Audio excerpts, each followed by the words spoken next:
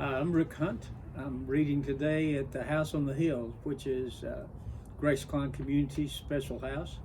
Uh, Houses Natalie and guests that come in. Today I'll be reading a story by Dr. Seuss, Gertrude McFuzz. So let's begin. There once was a girl named Gertrude McFuzz, and she had the smallest plain tail ever was. One droopy droop feather, that's all she had. And oh, that one feather made Gertrude so sad. For there was another young bird that she knew, a fancy young birdie named Lola Lee Loo. And instead of one feather behind, she had two. Poor Gertrude. Wherever she happened to spy Miss Lolly Lee Loo flying by in the sky, she got very jealous. She frowned and she pouted. Then one day she got awfully mad and she shouted, "This just isn't fair. I have one, she has two. I must have a tail just like Lala Lee Loo." See there?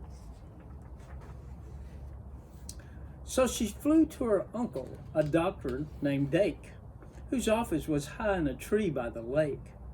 And she cried, "Uncle Doctor, oh please do you know of some kind of pill that will make my tail grow?"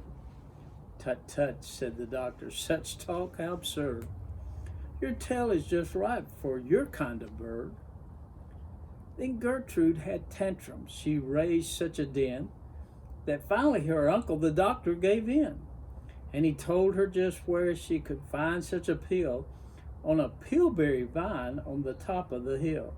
"Oh, thank you," chirped Gertrude McFuzz, and she flew right straight to the hill where the pillberry grew.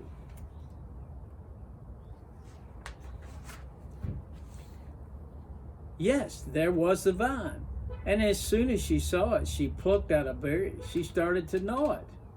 It tasted just awful. Almost made her sick, but she wanted that tail, so she swallowed it quick. Then she felt something happen. She felt a small twitch, and as she'd been tapped down behind by a switch. And Gertrude looked round and she cheered. It was true, two feathers exactly like Lala Lee Loo. Then she got an idea. "Now I know what I'll do. I'll grow a tail better than Lala Lee Loo. These pills that grow feathers are working just fine." So she nibbled another one off of the vine. She felt a new twitch, and then Gertrude yelled, "Whee! Miss Lolly has only just two. I have three. When Lala Lee Loo sees this beautiful stuff, she'll fall right down flat on her face, sure enough. I'll show her who's pretty. I certainly will. Well, I'll make my tail even prettier still." She snatches those berries that grew on the vine. She gobbled down 4, 5, 6, 7, 8, 9. And she didn't stop eating, young Gertrude McFuzz, till she'd eaten 3 dozen. That's all that there was.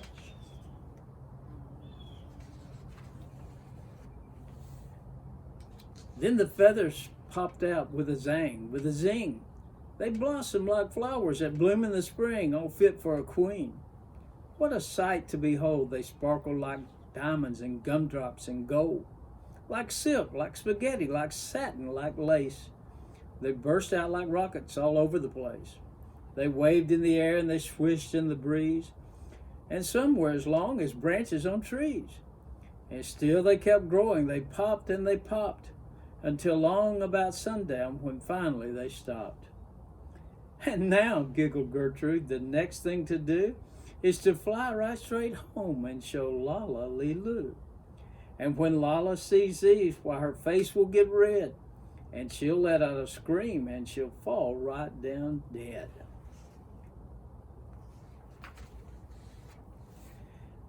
Then she spread out her wings to take off from the ground.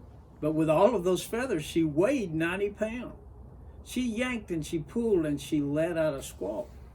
But that bird couldn't fly, couldn't run, couldn't walk. And all through that night she was stuck on the hill. And Gertrude McFuzz might be stuck up there still. If her good Uncle Dake hadn't heard the girl yelp, he rushed to her rescue and brought along help.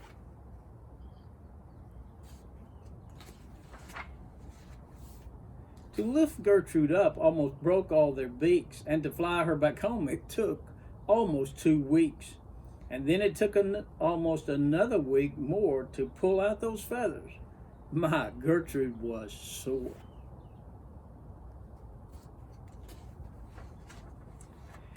And finally, when all of the pulling was done, Gertrude behind her again had just one. That one little feather she had as a starter.